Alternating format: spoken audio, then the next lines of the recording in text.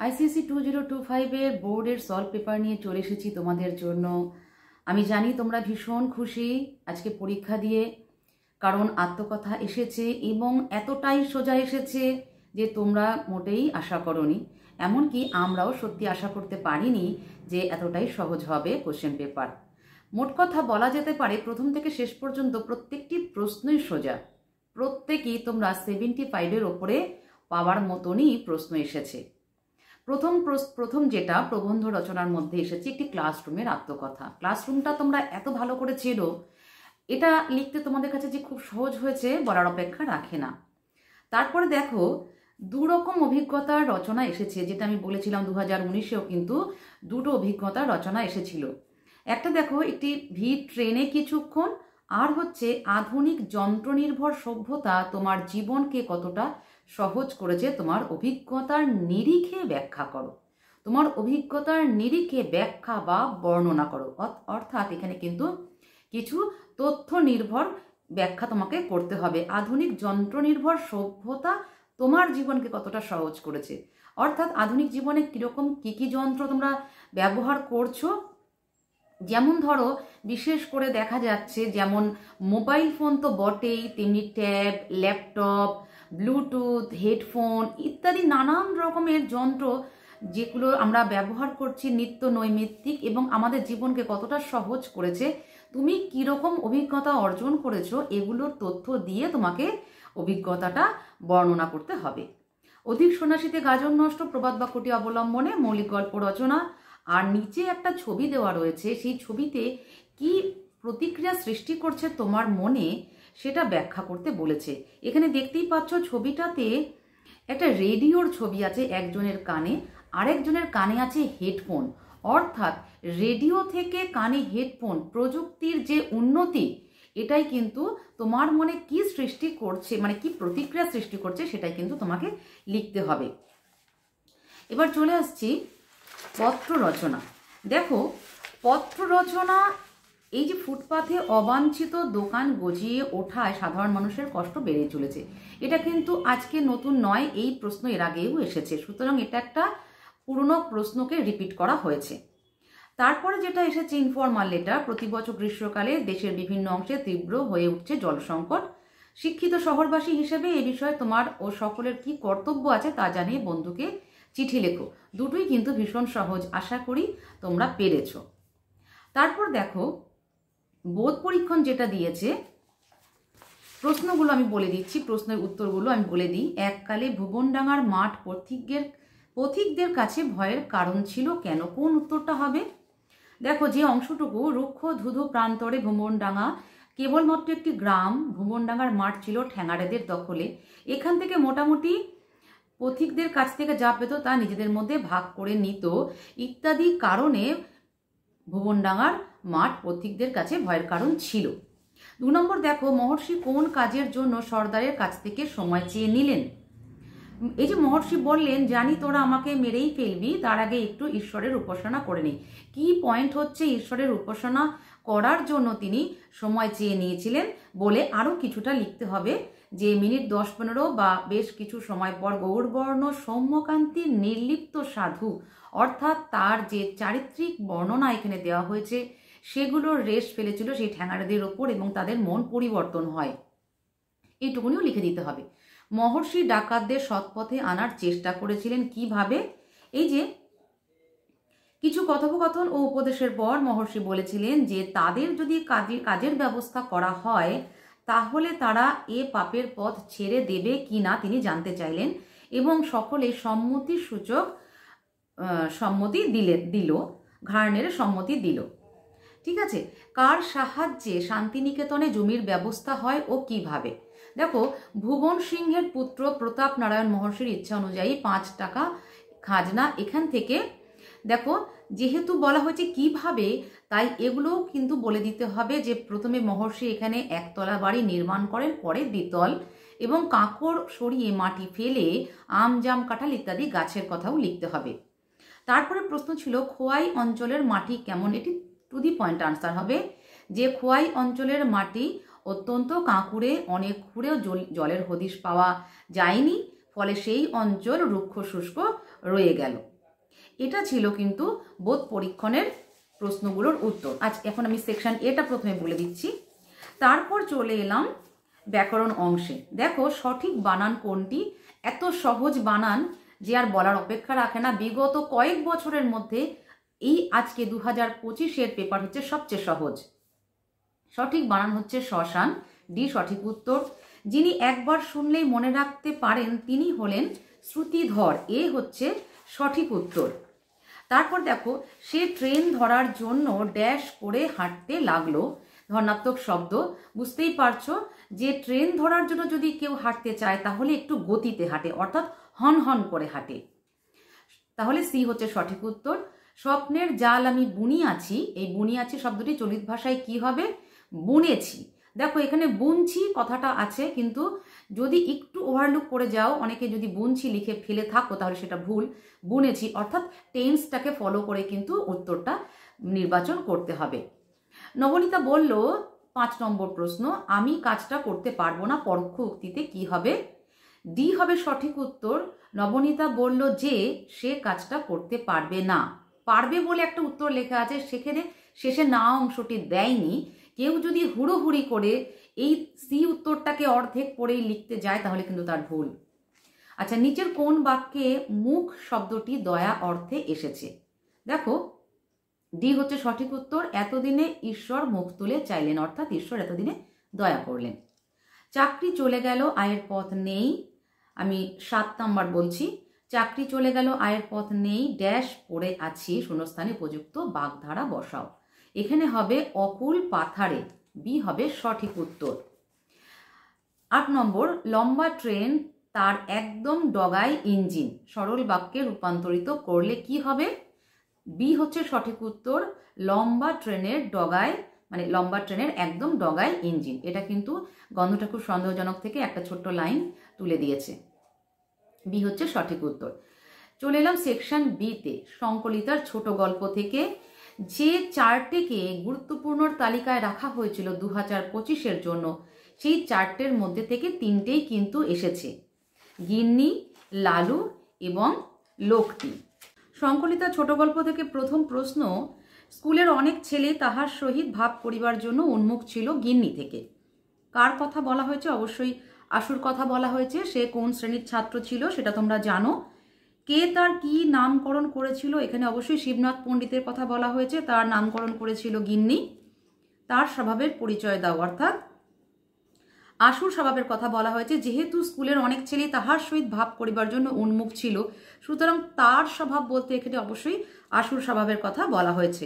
আশুর স্বভাব কেমন ছিল তা তোমরা জানো, যে আশু ক্লাসের মধ্যে নিতান্ত বেচারা ভালো মানুষ ছিল, লাজুক ছিল, কারোর সাথে বেশি কথা বলতো না, সকলের চেয়ে ছোট ছিল, মৃদু মৃদু হাসতো। এই জায়গা থেকে এই অংশটা লিখতে হবে। গল্পের শেষে 4 নম্বর প্রশ্ন, গল্পের শেষে তার চোখ দিয়ে জল ঝরে পড়ার জন্য কে এবং কেন দায়ী বলে তুমি মনে করো। গল্পের শেষে আশুর চোখ দিয়ে জল পড়ার জন্য বা আশুর কান্নার জন্য দায়ী একমাত্র শিবনাথ পণ্ডিত। কেন বলে দায়ী বলে তুমি মনে করো, এখানে অবশ্যই কিন্তু এগুলোই কি পয়েন্ট হবে, যে আশুর একমাত্র বোন, তার কোনো খেলার সাথী ছিল না, তাই গ্রহণের ছুটির দিনে আশু তার খেলার সাথী হয়েছিল। এটা কোনো অপরাধ নয়, আশু বালক, সে তার ছোট বোনের সাথে খেলতেই পারে, এটা কোনো অপরাধমূলক কর্ম সে কখনোই করেনি। অথচ শিবনাথ পণ্ডিত তার বিকৃত রুচির পরিচয় দিয়ে বিকৃত মানসিকতার জন্য আশুর বিকৃত নামকরণ করেছিল। তারপর দেখো লালু থেকে যে প্রশ্নটা এসেছে, এরপর লালু দিন 15 আর এ বাড়ির ত্রিসীমানায় পা দিল না। প্রথম প্রশ্ন আছে লালু কে, এখানে লালু কে, গল্পকথকের ছোটবেলার বন্ধু, তার নাম ছিল লালু। গল্পকথক এবং লালু একই সঙ্গে একই ক্লাসে একই স্কুলে পড়তেন, তখন তাদের বয়স ছিল 10-11। এরকম 2-3টে সেন্টেন্স না লিখলে 2 নম্বর পাওয়া যাবে না। বলা হয়েছে 2 নম্বরে দিন 15 সে কোথায় থাকলো, এখানে কিন্তু টু দি পয়েন্ট আনসার হবে দিন 15 সে তার মা নন্দরানীর বোন অর্থাৎ তার মাসিমার বাড়িতে ছিল। এখানে কিন্তু আরেকটু বলতে হবে যে তারা অন্য পাড়ায় থাকে। কেন সে 15 দিন বাড়ি ফিরল না, এটা একটু বোধমূলক প্রশ্ন, কারণ এখানে কিন্তু সেভাবে দেওয়া নেই কেন সে 15 দিন বাড়ি ফিরল না। যেগুলো কি উত্তর হবে, কি পয়েন্ট, সেটা হচ্ছে সে যে কাণ্ডটা ঘটিয়েছিল সে দুষ্টু প্রকৃতির ছিল এবং চঞ্চল ছিল এবং দুষ্টু বুদ্ধি ছিল, কিন্তু সে যে কাণ্ডটা ঘটিয়েছিল তার গুরুদেবের সাথে, যে তাকে হেনস্থা করার জন্য, আসলে প্রকৃতপক্ষে সে তার মাকেই হেনস্থা করতে চেয়েছিল, কারণ তার মা তাকে গৃহশিক্ষক রেখে আটকাতে চেয়েছিল বাড়িতে, যাতে সে দুষ্টুমি করতে না পারে। কিন্তু সে 15 দিন বাড়ি ফেরেনি, কারণ সে জানতো তার মার গুরুদেব স্মৃতিরত্নকে যেভাবে হেনস্থা করেছে, তার ফলে তার মা যেভাবে তার প্রতি রাগান্বিত হয়েছে, সেই রাগ প্রশমিত হতে সময় লাগে। যত সময় যায় তত রাগ প্রশমিত হয়, অর্থাৎ 15 দিন পর সেই রাগ একেবারেই কমে যাবে বলে লালু মনে করেছিল, তাই সে কিন্তু 15 দিন বাড়ি ফেরেনি। কোন ঘটনার পর এমনটা ঘটলো সেটা কিন্তু সেই গুরুদেবের সঙ্গে যেভাবে গুরুদেবকে হেনস্থা করেছে, গুরুদেব রাত্রে যখন একতলার ঘরে যখন নন্দরানী তার গুরুদেবের শয়নের ব্যবস্থা করেছিল এবং 3 তলা বাড়ির একতলাতে তার সমস্ত রাতের আহারের পর যে শয়নের ব্যবস্থা হয়েছিল, তারপরে লালু যা যা করেছিল সেই ঘটনাগুলো গুরুদেব যে সারা ঘর জুড়ে পায়চারি করে, মানে সারা ঘর জুড়ে তার বিছানাটাকে টানাটানি করেছেন এ প্রান্ত থেকে ও প্রান্ত, কিন্তু জল পড়া কিছুতেই বন্ধ হয়নি। তারপর তিনি ঘর থেকে বেরিয়ে গেছেন এবং লালুর বাবার গরিব মক্কেলদের বেঞ্চে বসেছিলেন, সেখানেও তিনি থাকতে পারেননি। তারপর তিনি বারান্দার এক কোণে কোনো রকমে পিঠটুকু বাঁচিয়ে যেখানে তিনি আশ্রয় নিয়েছিলেন এবং মশাদের হাত থেকে যেটুকুনি তিনি বাঁচতে চেষ্টা করেছিলেন, তার মা সেই গুরুদেবকে আবিষ্কার করে সেই বারান্দার এক কোণা থেকে। এই ঘটনার পর কিন্তু লালু বাড়ি থেকে চলে যায় 15 দিনের জন্য তার মাসিমার বাড়িতে, কিন্তু সেই অংশটুকু ব্যাখ্যা করতে হবে। দেখো, এর পরের প্রশ্ন সংকলিতা ছোট গল্প থেকে, আপনার যদি পছন্দ হয় রেখে দিতে পারেন, জিনিসটার পুরো দাম আপনি দিয়েছেন। বক্তাকে এখানে বুঝতেই পারছো, সেই যুবকটি 23-24 বছরের যে যুবকটি, সেই হচ্ছে এখানে বক্তা। কার প্রতি এই উক্তি? অবশ্যই আজহারউদ্দিন খাঁয়ের প্রতি এই উক্তি। কিন্তু এখানে তোমরা অবশ্যই কিন্তু প্রশ্নের যে উত্তরটা প্রথম শুরু করার সময়, যে লেখক হুমায়ুন আহমেদ রচিত লোকটি নামক ছোট গল্পের বক্তা এখানে 23-24 বছরের সেই জনৈক যুবকটি, যে বর্ষার রাতে আজহারউদ্দিন খাঁয়ের কাছে এসেছিল। কার প্রতি এই উক্তি? অবশ্যই আজহারউদ্দিন খাঁয়ের প্রতি এই উক্তি। জিনিসটার বর্ণনা দাও। জিনিসটার অবশ্যই বর্ণনা দিতে হবে যে পায়রার ডিমের চেয়ে খানিকটা বড়, তার কতটা ওজন, কতটা ক্যারেট, এই জিনিসটার বর্ণনা দিতে হবে। যাকে বলা হচ্ছে তিনি কেমন প্রকৃতির মানুষ ছিলেন? অবশ্যই আজহারউদ্দিন খাঁ কেমন প্রকৃতির মানুষ ছিলেন? তিনি অত্যন্ত কৃপণ প্রকৃতির মানুষ ছিলেন, এটা তো অবশ্যই বলতে হবে। তাছাড়া তিনি প্রয়োজনের অতিরিক্ত খাওয়াকে অপরাধ বলে গণ্য করতেন, ইত্যাদি ইত্যাদি। এবং তিনি কত টাকা উপার্জন করতেন এবং ব্যয় সংকোচ করার জন্য, অর্থ জমানোর জন্য তিনি কতটা খরচ করতেন এবং তিনি তার বাড়ি ভাড়া দিয়ে কত কামরার ফ্ল্যাটে ভাড়া থাকতেন, এইগুলো কিন্তু ব্যাখ্যা করতে হবে। 4 নম্বর হচ্ছে কিভাবে তিনি পুরো জিনিসটার দাম দিয়েছে বলে তুমি মনে করো। দেখো, তিনি বলতে এখানে তিনি জনৈক যুবকের দেওয়া হিরে ফেরত না নিতে আসায় চিন্তিত হয়ে পড়েছিলেন, কিন্তু দীর্ঘকাল ওই যুবক না আসায় আজহারউদ্দিন খাঁ তার সারা জীবনের সঞ্চয় মানব কল্যাণে ব্যয় করতে মনস্থ করেন। যুবকটির দীর্ঘ অদর্শনের সময় আজহারউদ্দিন স্কুল, অনাথ আশ্রম, হাসপাতাল, রাস্তাঘাট তৈরি করতে করতে কোটি কোটি টাকা খরচ করে ফেলেন, যা ওই হীরার মূল্যের চেয়ে অনেক বেশি।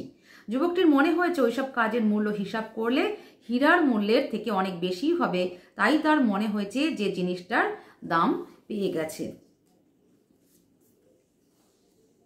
সংকলিতার কবিতা থেকে প্রথম প্রশ্ন, অমলকান্তি রোদ্দুর হতে পারেনি, সে এখন একটা অন্ধকার ছাপাখানায় কাজ করে। উদ্ধৃত অংশটি কবির কোন কাব্যগ্রন্থ থেকে নেওয়া হয়েছে সেটা তোমরা জানো। কবির কোন বাংলা অনুবাদ বিশেষ জনপ্রিয়? এটা হচ্ছে টিনটিনের বাংলা অনুবাদ বিশেষ জনপ্রিয়। অমলকান্তির পরিচয় দাও, এটাও কিন্তু তোমাদের জানা আছে, কারণ আমার নোটসের মধ্যে থেকে আমি আমার নোটসে দিয়েছিলাম অমলকান্তির পরিচয়। অমলকান্তি কেন রোদ্দুর হতে চেয়েছিল? এই যে অমলকান্তি কেন রোদ্দুর হতে চেয়েছিল আর অমলকান্তি কেন রোদ্দুর হতে পারেনি, এটা কিন্তু এই কবিতার বিশেষ দুটো প্রশ্ন, কমন এবং ইম্পর্টেন্ট, সুতরাং এটাও তোমরা জানো। এই পংক্তিগুলিতে সমাজের কোন চিত্র প্রতিফলিত হয়েছে? অবশ্যই কিন্তু এই যে অমলকান্তি রোদ্দুর হতে পারেনি, সে এখন একটা অন্ধকার ছাপাখানায় কাজ করে। অর্থাৎ এই সমাজচিত্র এখান থেকে প্রতিফলিত হয়েছে যে যদি কেউ জীবিকাধর্মী শিক্ষার বাইরে কোনো কিছু হতে চায় তাহলে সেটা অসম্ভব হয়ে দাঁড়ায় মানুষের জন্য, এবং শেষ পর্যন্ত সে বাধ্য হয় কোনো একটা কাজে কোনো রকমে তার ব্যয় নির্বাহ করার জন্য, তার সংসারের রোজকার দিন যাপনের জন্য সে বাধ্য হয় যা হোক একটা কোনো কাজ জোগাড় করে তাকে চালিয়ে নিয়ে যাওয়ার জন্য তার জীবনটাকে। এবং ব্যতিক্রমে কোনো কিছু করতে চাইলে যে মানুষ সেটা পারে না এবং সমাজের পক্ষে সেটা খুব কঠিন হয়ে যায়, সেটারই কিন্তু চিত্র প্রতিফলিত হয়েছে এই কবিতায়, মানে এই পংক্তিতে। দেখো 9 নম্বর প্রশ্ন, অর্থাৎ সংকলিতার কবিতার ফুল ফুটুক না ফুটুক মুখ চাপা দিয়ে বলতে কি বোঝানো হয়েছে? অন্ধকারে মুখ চাপা দিয়ে দড়ি পাকানো সেই গাছ তখনও হাসছে। এখানে মুখ চাপা দিয়ে বলতে কি বোঝানো হয়েছে? অবশ্যই কবি সুভাষ মুখোপাধ্যায় রচিত ফুল ফুটুক না ফুটুক কবিতায় এই মুখ চাপা দিয়ে বলতে বোঝানো হয়েছে যে একটি গাছ তার সমস্ত জীবনের শক্তিকে কাজে লাগিয়ে মাটি থেকে সরস উপাদান জোগাড় করে সে তার কচি কচি পাতা দিয়ে বোঝাতে চেয়েছে যে মানুষের জীবন যদি চায়, মানুষ যদি চায়, সে তার জীবনের শক্তি দিয়ে তা প্রতিকূল পরিবেশকে অনুকূল করতে পারে। এবং এই যে মুখ চাপা দিয়ে ঠিক আগের লাইন আছে একটা দড়াম করে দরজা বন্ধ হওয়ার শব্দ, আর তার আগে আছে যে একটি আইবুড়ো মেয়ে কালো কুৎসিত, সে তার বিবাহ হয়নি, তাই সে তার গায়ে প্রজাপতি বসায়। সে তার মনে হয়েছে যে আশা এখনো ফুরিয়ে যায়নি, হয়তো তার কোথাও একটা আশার সঞ্চার হচ্ছে মনে, এবং সে সলজ্জভাবে দরজাটা সশব্দে বন্ধ করে দিচ্ছে। এবং তাই দেখে সেই গাছটা মুখ চাপা দিয়ে হাসছে। মুখ চাপা দিয়ে অর্থাৎ এখানে কিন্তু মুচকি হাসছে, অর্থাৎ সে বুঝিয়ে দিতে চেয়েছে যে সত্যি আশাহত হতে নেই, জীবনী শক্তিকে কাজে লাগালে পরে মানুষ আবার বেঁচে থাকার সুযোগ পেতে পারে বা বেঁচে থাকতে পারে। 2 নম্বর আছে দড়ি পাকানো কিসের প্রতীক? দেখো দড়ি এখানে প্রতীকী শব্দ, অর্থাৎ গাছটি সমস্ত রকম অপুষ্টির শিকার, সুস্থভাবে বেড়ে ওঠার কোনো রকম অনুকূল পরিবেশ সে পায়নি। পাকানো দড়ির মতো রসহীন তার দেহ, তবু তার লড়াই জারি রয়েছে বা অব্যাহত রয়েছে। উদ্ধৃত গাছটি তখনও হাসছে কেন? আমার নোটসে কিন্তু এই প্রশ্নটা ছিল। গাছটি হাসছে কারণ সমস্ত রকম বাধা সত্ত্বেও তার বেঁচে থাকার পথ কেউ রোধ করতে পারেনি। এই হাসি গাছটির যুদ্ধ জয়ের হাসি। শান বাঁধানো ফুটপাতের প্রতিকূল পরিবেশে তার বেঁচে থাকার কথাই নয়, কিন্তু কঠিন সংগ্রামের মধ্যে সেই গাছ কচি কচি সবুজ পাতার সৃষ্টিতে জানান দেয় যে জীবন ফুরিয়ে যায় না, তাই গাছটি হাসছে মৃত্যুকে হারিয়ে দিয়ে। কবি বোঝাতে চেয়েছেন হতাশা যেন আমাদের গ্রাস না করে। এটা আসলে এই যে আলোচ্য কবিতায় কবি কি বার্তা দিতে চেয়েছেন তা নিজের ভাষায় লেখো। কবিতার প্রথম থেকে শেষ পর্যন্ত কিন্তু এই বার্তাই কবি দিতে চেয়েছেন। আর শেষে কিন্তু কি পয়েন্ট যেটা হবে, কবি বোঝাতে চেয়েছেন হতাশা যেন আমাদের কখনো গ্রাস না করে। এটাকেই তোমাদের ইলাবোরেট করতে হবে। শেষ প্রশ্ন ছিল কবিতার, তবু খোখো খেলুড়ে মেয়ে লড়ছে এমন লড়াই, তাকে নিয়ে দেশ শুদ্ধ আম জনতার বড়াই। খোখো খেলাটি ভারতের কোন অংশে অধিক প্রচলিত? খোখো খেলাটি আসলে মহারাষ্ট্রে অধিক প্রচলিত।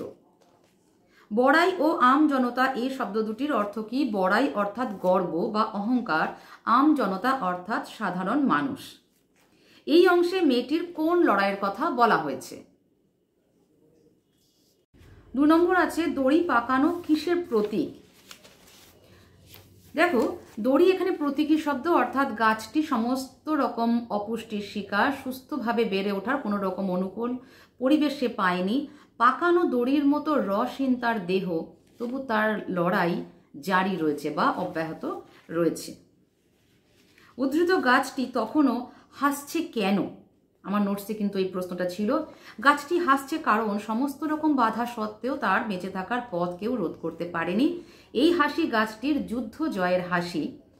শান বাঁধানো ফুটপাতের প্রতিকূল পরিবেশে তার বেঁচে থাকার কথাই নয়, কিন্তু কঠিন সংগ্রামের মধ্যে সেই গাছ কচি কচি সবুজ পাতার সৃষ্টিতে জানান দেয় যে জীবন ফুরিয়ে যায় না, তাই গাছটি হাসছে মৃত্যুকে হারিয়ে দিয়ে। কবি বোঝাতে চেয়েছেন হতাশা যেন আমাদের গ্রাস না করে। এটা আসলে এই যে আলোচ্য কবিতায় কবি কি বার্তা দিতে চেয়েছেন তা নিজের ভাষায় লেখো। কবিতার প্রথম থেকে শেষ পর্যন্ত কিন্তু এই বার্তাই কবি দিতে চেয়েছেন। আর শেষে কিন্তু কি পয়েন্ট যেটা হবে, কবি বোঝাতে চেয়েছেন হতাশা যেন আমাদের কখনো গ্রাস না করে। এটাকেই তোমাদের ইলাবোরেট করতে হবে। শেষ প্রশ্ন ছিল কবিতার, তবু খো খো খেলুড়ে মেয়ে লড়ছে এমন লড়াই, তাকে নিয়ে দেশ শুদ্ধ আম জনতার বড়াই। খো খো খেলাটি ভারতের কোন অংশে অধিক প্রচলিত? খো খো খেলাটি আসলে মহারাষ্ট্রে অধিক প্রচলিত। বড়াই ও আম জনতা এই শব্দ দুটির অর্থ কি? বড়াই অর্থাৎ গর্ব বা অহংকার, আম জনতা অর্থাৎ সাধারণ মানুষ। এই অংশে মেয়েটির কোন লড়াইয়ের কথা বলা হয়েছে? এখানে লড়াই বলতে কঠিন জীবন সংগ্রামের কথা বলা হয়েছে। শত অভাব অনটন সত্ত্বেও খো খো খেলায় মেয়েটির কোনো ফাঁকি ছিল না। সে জানতো কঠিন পরিশ্রম না করলে সিদ্ধি লাভ হবে না। সংসারে অভাব অনটনের এমন লড়াই সচরাচর চোখে পড়ে না। মেয়েটির লড়াই তাই সাধারণ লড়াই নয়, জীবন সংগ্রামে টিকে থাকার লড়াই। এই লড়াইয়ে মেয়েটির চারিত্রিক দৃঢ়তা প্রকাশ পেয়েছে। শেষ প্রশ্ন ছিল, তবু সে কিভাবে সকলের বড়াই হয়ে ওঠে? দরিদ্র খো খো খেলুড়ে মেয়েটিকে নিয়ে দেশশুদ্ধ আমজনতা গর্ব করছে। খো খো খেলায় তার পারদর্শিতা দেশের মানুষকে মুগ্ধ ও গর্বিত করছে। কারণ যে দারিদ্র্যের সঙ্গে সে লড়াই করছে প্রতিনিয়ত এবং একটা সামাজিক একটা বঞ্চনার থেকে নিজেকে উত্তরণের জন্য যে প্রতিনিয়ত লড়াই এবং জীবন সংগ্রাম, তাদের খাবারের তাদের অভাব, তাদের বাবা মা প্রত্যেকে সেখানে সংগ্রাম করছে অর্থ রোজগারের জন্য। তার বোনটি 5-এ পড়ে, অর্থাৎ তাদের সংসারে তাদের পরিবারে যে শিক্ষার আলো আছে এবং তারা জীবন সংগ্রামে জয়ী হতে চায়, তা দেখে দেশশুদ্ধ আমজনতা কিন্তু গর্ব করছে বা অহংকার করছে। দেখো, চাঁদের পাহাড় থেকে প্রথম যে প্রশ্নটা সেটা কিন্তু এসেছে পর্ব 1 থেকে। একদম পৃষ্ঠার প্রথমে মায়ের কথাটা শঙ্করকে ভাবিয়ে তুলল। শঙ্করকে এটা তোমরা জানো, আর নতুন করে বলে দেওয়ার কিছু নেই। সে প্রতিদিন কি কি কাজ করত? সে প্রতিদিন সে FA পাস করে সে গ্রামে এসেছে। সে কি কি কাজ করতো? বন্ধু বান্ধবদের বাড়িতে গিয়ে আড্ডা দেওয়া, দুপুরে আহার আনতে লম্বা ঘুম, বিকেলে পালঘাটের বাউড়ে মাছ ধরতে যাওয়া ইত্যাদি কাজ সে করত। মায়ের কোন কথা শঙ্করকে ভাবিয়ে তুলল? যে শঙ্করকে তার মা বলেছিল তার বাবার শরীর ভালো নয়, এই অবস্থায় আর পড়াশোনা চালানো সম্ভব নয়, কে খরচ দেবে এবং তাকে একটা কাজের জন্য চেষ্টা করতে হবে। এই কথাটাই শঙ্করকে ভাবিয়ে তুলেছিল। শঙ্কর যে সাধারণ ছেলে নয় তার কি কি প্রমাণ পাওয়া যায়? একদম প্যারা ধরে রয়েছে, আমার বলে দেওয়ার কিছু নেই। কোন বিষয়ে তার অদ্ভুত জ্ঞান ছিল সেটাও কিন্তু ঠিক তার পরের প্যারাতেই কিন্তু এটা রয়েছে যে কোন বিষয়ে তার অদ্ভুত জ্ঞান ছিল। দেখো, 5টি ইন্দ্রিয়ের বাইরে আরেকটা কোন ইন্দ্রিয় যেন মুহূর্তের মধ্যে জাগরিত হয়ে তাকে জানিয়ে দিল যে সে ভয়ানক বিপদে পড়বে। এটা ছিল চাঁদের পাহাড়ের 2 নম্বর প্রশ্ন। এটা এসেছে পর্ব 3 থেকে। সে কিভাবে বিপদে পড়েছিল? কিন্তু শুরুটা এইভাবে করতে হবে যে বিভূতিভূষণ বন্দ্যোপাধ্যায় রচিত কিশোর উপন্যাস চাঁদের পাহাড়ের মূল চরিত্র শঙ্কর ভারতবর্ষ থেকে সুদূর আফ্রিকা এসেছিল স্টোর কিপার ও কেরানির কাজ নিয়ে, এবং সেখানকার কাজের পাঠ গুটিয়ে দিয়ে সে একটা স্টেশন মাস্টারের কাজে যুক্ত হয়। সেখানকার কথা এবার তুমি আনসারটা শুরু করলে। রাত্রে শঙ্কর তার কোয়ার্টারে ঘুমিয়েছিল। অন্ধকার ঘর, হঠাৎ একটা কিসের শব্দে তার ঘুম ভেঙে যায়। মুহূর্তে তার সমস্ত শরীর শিউরে ওঠে। টর্চটা হাতড়ে পাওয়ার পর সেটা জ্বালাতেই আফ্রিকার বিভীষিকা ব্ল্যাক মাম্বা প্রায় 2.5 হাত উঁচু হয়ে রয়েছে। এইভাবেই সে বিপদে পড়েছিল। দেখো, 5টি ইন্দ্রিয় কি কি? 5টি ইন্দ্রিয় তোমরা জানো, চক্ষু, কর্ণ, নাসিকা, জিহ্বা, ত্বককে পঞ্চ ইন্দ্রিয় বলা হয়। সে কিভাবে বিপদমুক্ত হয়েছিল এটা আর বলে দেওয়ার অপেক্ষা রাখে না, আমি আর বলছি না কিভাবে বিপদমুক্ত হয়েছিল। টর্চের আলোটা ধরে রেখেছিল সাপের চোখের দিকে, এবং যখন ঘড়িতে ঢং ঢং করে 3টে বেজেছিল তখন তার সম্বিত ফিরে ওঠে এবং হাত থেকে টর্চটা পড়ে যায়, এবং তখন দেখে যে সাপটাও আর সেখানে নেই, হয়তো সাপটা কোনোভাবে সম্মোহিত হয়ে পড়েছিল, ইত্যাদি ইত্যাদি ঘটনাগুলো বর্ণনা করে তোমাদেরকে কিন্তু বলে দিতে হবে এই উত্তরটা। এরপর সে কি করলো? বিপদ থেকে মুক্ত হয়ে সে কি করলো? এই যে এখান থেকে বলতে হবে, বিপদ থেকে মুক্ত হওয়ার পর সে পরের দিন সকালে ট্রেনের গার্ডকে বলেছিল সব ব্যাপার। ট্রেনের গার্ড তাকে যে কথাগুলো বলেছিল সেগুলো খানিকটা উল্লেখ করতে হবে। তারপর শঙ্কর ট্রান্সফারের দরখাস্ত চেয়েছিল এবং সে একটা বন্দুক বা রিভলভার চেয়েছিল আর কিছুটা কার্বলিক অ্যাসিড চেয়েছিল। তারপর সে ট্রেন থেকে একজন কুলিকে নামিয়ে সেই কুলি আর সে দুজনে মিলে সারাদিন ধরে গর্ত বুঝিয়েছিল। গর্তগুলো যে ইঁদুরের এই অংশটা বলে দিতে হবে এবং ঘরের সর্বত্র আশেপাশে সে কার্বলিক অ্যাসিড ছড়িয়ে দিল আর কুলিটা তাকে একটা বড় লাঠি দিয়ে গেল এবং 2-3 দিনের মধ্যেই রেল কোম্পানি থেকে একটা বন্দুকও দিয়ে গিয়েছিল। এই অংশটা কিন্তু তোমাদের ছোট করে লিখে দিতে হবে। চাঁদের পাহাড়ে 3 নম্বর প্রশ্ন ছিল, দেখো, হঠাৎ আলভারেজের মৃত্যুর পূর্বের কথা শঙ্করের মনে পড়লো। এটা কিন্তু এসেছে চাঁদের পাহাড়ের পর্ব 12 থেকে। আলভারেজকে কমন প্রশ্ন, তার মৃত্যুর পূর্বের কোন কথা শঙ্করের মনে পড়লো? কি বলেছিল তার মৃত্যুর পূর্বে? সে বলেছিল যে শঙ্করকে যে চলো যাই, শঙ্কর গুহার মধ্যে রাজার ভান্ডার লুকানো আছে, সে দেখতে কেন পাচ্ছে না, কিন্তু আলভারেজ দেখতে পাচ্ছে। এই কথাটা কিন্তু শঙ্করকে সে বলেছিল, তাঁবু গোটাতে বলেছিল।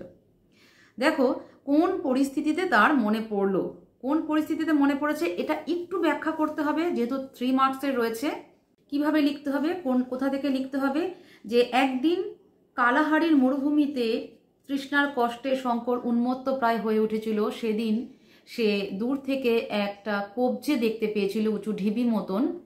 সেখানে সে যায়, সেখানে একটা গুহা দেখতে পায় এবং সেই গুহায় সে আশ্রয় নেয়। সেই গুহার মধ্যে সে আত্মীয়র নরকঙ্কালকে আবিষ্কার করে এবং আত্মীয়র পাশে পড়ে থাকা, মানে নরকঙ্কালের পাশে পড়ে থাকা একটি ঢাকনা আটকানো একটি বোতলের ভেতর থেকে একটি চিঠি দেখতে পায় এবং চিঠির মধ্যে চিঠিটা পুরোটা পড়ে সে জানতে পারে যে আত্মীয় সেই গুহাতে গিয়েছিল যেখানে শঙ্করও গিয়েছিল। অজস্র নুড়ি পড়েছিল কিন্তু শঙ্কর সেই নুড়ি চিনতে পারেনি। আত্মীয় লিখেছে যে সেই নুড়িগুলো আসলে হিরে এবং শঙ্করও ভাবেনি যে সম্পূর্ণ অপ্রত্যাশিতভাবে সে সেখানে গিয়ে পড়বে। সে জানতো না যে হিরে এরকম রাশি রাশি পড়ে থাকে পাথরের নুড়ি মতো। এবং সেটা দেখেই তার মনে হয়েছিল যে সেই চিহ্ন, সেখানে সে কোনো চিহ্ন রেখে আসেনি। দ্বিতীয়বার যে যাবে এমনটাও তার পক্ষে আর সম্ভব নয়। এই পরিস্থিতিতেই তার মনে হয়েছিল যে আলভারেজ কিন্তু বলেছিল যে রাজার ঐশ্বর্য লুকোনো আছে ওই গুহায়, শঙ্করকে যেতে বলেছিল, তাঁবু গোটাতে বলেছিল। সেই সময় কিন্তু শঙ্করের মনে পড়েছিল। তারপরে প্রশ্ন হচ্ছে, তারপর সারাদিনটা শঙ্করের কিভাবে কাটলো, কিভাবে কেটেছিল? শঙ্কর সেই আত্মীয়র যে নরকঙ্কাল সেটাকে সমাধিস্থ করে। তার পিপেটা ছিল, সেই পিপেটা ভেঙে তারই 2খানা কাঠের মরচে পড়া পেরেক ঠুকে ক্রুশ তৈরি করে সমাধির ওপর সেই ক্রুশটা সে পুঁতে দিয়েছিল। এবং খ্রিস্ট ধর্মাচারীকে এর থেকে বেশি সম্মান বা শ্রদ্ধা জানাবার কোনো উপায় তার জানা ছিল না। এবং তারপর ভগবানের কাছে প্রার্থনা করে সেই যুবকের আত্মা যেন শান্তি পায়। তারপর সেই রাতটা সেখানে বিশ্রাম করে পরদিন আবার সে রওনা হয়েছিল সেই কঙ্কালের কাছ থেকে পাওয়া হিরেগুলো আর সেই চিঠিটা নিয়ে। এটাই হচ্ছে শেষ প্রশ্ন।